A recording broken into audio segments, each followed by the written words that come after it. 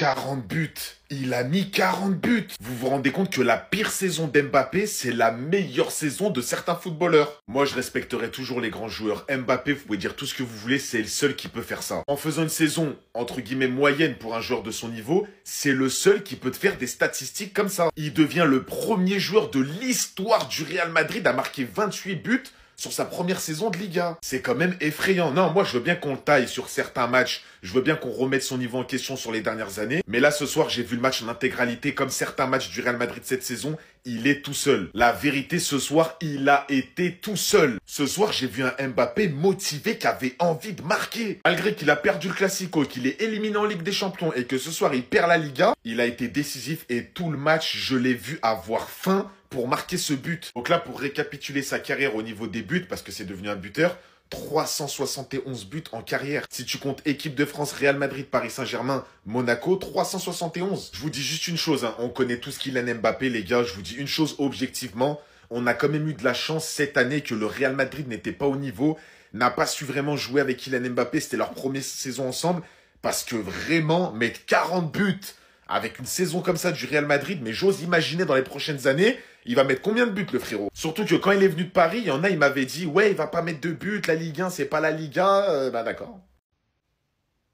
C'est du jamais vu de l'histoire du Real Madrid. Il a commencé ainsi, fini la saison meilleur joueur du Real Madrid, passant par un but aujourd'hui dans une solitude absolue avant le deuxième but, où celui-ci a tout fait pour ramener son équipe à la victoire, où il vient ici essayer de se défaire de deux joueurs pour se trouver un angle de frappe, se refait fermer et se redéfait encore une fois pour venir chercher cet angle de frappe, qui par la même occasion devrait probablement remporter le Pichichi en tant que meilleur buteur du Real Madrid cette saison. Peut-être remportera aussi le Pichichi où il est à un cran derrière Gyökeres, à un seul point qui les sépare. Passe la meilleure saison de Karim Benzema en championnat. Aussi celle de Cristiano Ronaldo pour sa première saison, il l'a littéralement surpassé. Et de l'histoire du club, personne ne fait mieux pour sa première saison. C'est triste à dire à un point où on pensait qu'il aurait simplement été un missile parmi tant d'autres qu'on avait dans l'équipe. Un Galacticos parmi tant d'autres. C'est triste à un point où on se dit aujourd'hui qu'il est venu parmi les meilleurs. Mais aujourd'hui, c'est grâce à lui qu'on est meilleur. La seule chose qui me rassure aujourd'hui, c'est de savoir qu'on va faire toutes les démarches rapidement pour essayer de le mettre dans les meilleures conditions. Parce qu'il aura prouvé à tout le monde qu'il peut devenir ce buteur ultime du Real Madrid. Et la saison prochaine avec Xabi Alonso, franchement, je pense que ça va être incroyable. Ceux qui ont décidé de ne pas regarder le match du Real Madrid ce soir, vous faites bien. Parce que là, comme vous pouvez le voir, on est encore en train de se faire torcher. Comme d'habitude, j'ai envie de dire. Par Mallorca, en plus de ça, qui avant ce match était 9e. Et dans le match, qu'est-ce qu'on se fait chier? Domination stérile comme d'hab. Et le même scénario depuis le début de la saison. Le Real Madrid domine face aux petites équipes, je dis bien. Et dès que la petite équipe reprend confiance, elle nous tue. Et c'est exactement ce qui est en train de se passer avec Mallorca. Regardez un peu comment se prend ce but-là. Là, on voit que Mallorca a le ballon sur le côté. Jude Bellingham devant lui. Au lieu de presser, non, il a arrêté le regard. Le gars, il fait une passe et il enchaîne directement par un appel. Regardez bien, Jude Bellingham ne le regarde même pas. Il le laisse passer comme si rien n'était. Il dépasse Jude Bellingham. Toujours pas de réaction de sa part. Et là, son coéquipier lui fait une passe en profondeur. Dani Ceballos veut tendre son pied. Le ballon est contré. Ça repart sur le joueur. Et là, dans la surface, le gars n'a même pas cherché à contrôler. Il a enchaîné par un tir. 1-0. Voilà, pour Mallorca. Alors qu'on domine, hein. Cette équipe-là n'a aucune fierté. Je sais que le championnat est fini, mais au moins faites les bonhommes. Vous êtes là, vous offrez le trophée à FC Barcelone. Parce que si là, on perd le Barça demain, ils n'auront même pas besoin de... Voilà, c'est terminé. Qu'ils gagnent ou qu'ils perdent, ils sont champions, c'est terminé. Au Classico, ils nous tabassent. Et en plus de ça, le match d'après, on vient les offrir le trophée. Non, mais quelle indignité. Ou même, regardez le nombre d'absents qu'on a. Franchement, 11 joueurs ou 12 joueurs blessés. Bon les gars, victoire du Real Madrid 2-1. J'ai fait une vidéo où j'étais pas trop sérieux. Mais là, parlons sérieusement, on est nul. On est nul et on sent que... le départ de Carlo Ancelotti, il est pour bientôt et Xabi Alonso, il arrive et il va reconstruire. Il aura fort à faire parce qu'il y a tellement de boulot à faire. Aussi bien au niveau de l'état d'esprit, au niveau de la qualité technique, parce que le jeu, il est tellement prévisible et moisi du slip, les gars. C'est nul. Que ce soit Bellingham qui fait des efforts, certes, il court énormément, mais au niveau de son placement défensif, il est pas bon, oui.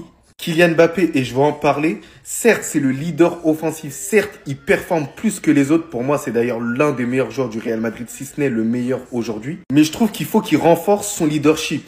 Par exemple, lorsqu'il est meilleur que l'autre, il faut qu'il encourage son partenaire pour qu'il puisse prendre en confiance. Je peux même dire aussi à Bellingham parce qu'il a tendance à s'agacer à chaque fois. Je pense que si Arda Güler c'est le meilleur joueur du Real Madrid, je pense que ça changerait énormément de choses. Parce que lui a tendance à encourager aussi les autres. Endrick a été décevant aujourd'hui, nul à chier, mais après je peux pas lui en vouloir parce qu'il joue pas énormément. Lorsque t'as pas de rythme, c'est difficile en match et ça se voit. J'ai hâte de le voir plus fréquemment l'année prochaine. J'espère que Xabi Alonso lui laissera la chance. Mais en tout cas, le plus important, c'est d'avoir fait en sorte de retarder le titre pour le FC Barcelone. S'ils veulent le titre, ce sera à eux d'aller le chercher dès demain. face à l'Espagnol Barcelone. Mais sinon, en vrai, c'est à toi.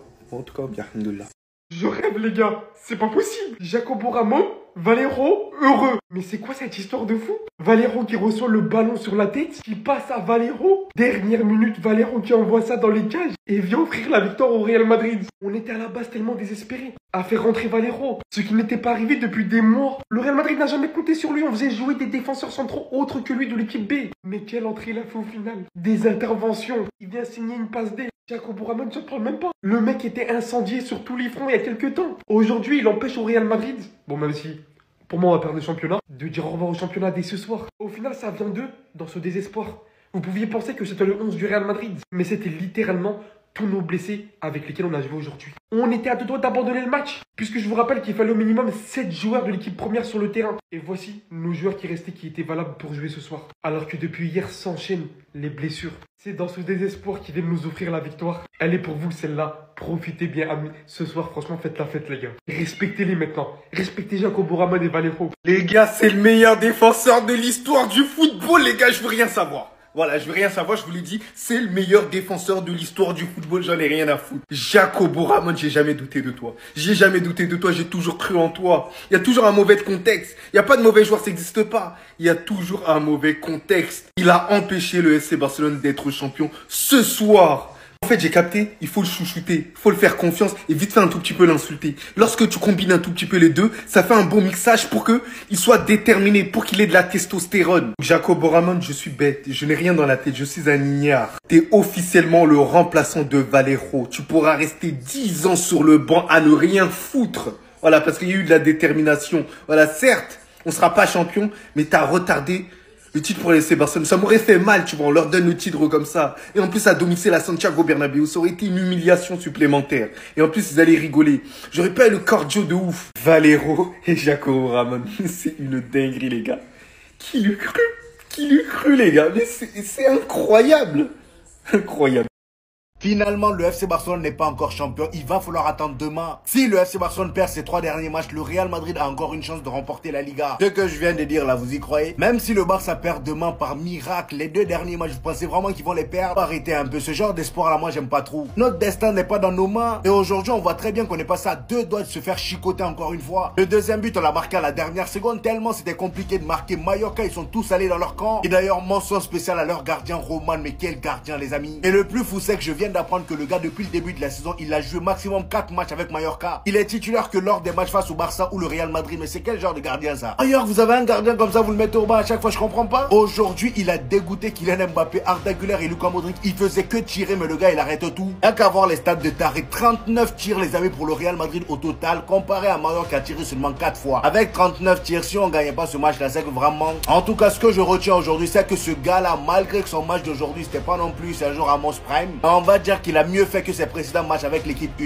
Et en plus de ça, comme symbole, c'est lui qui vient offrir la victoire au Real Madrid. Et si on m'avait dit un jour que j'allais voir ce duo-là au Real Madrid, cette charnière centrale, c'est-à-dire Jacobo et Pastor Valero, vraiment j'aurais insulté la personne.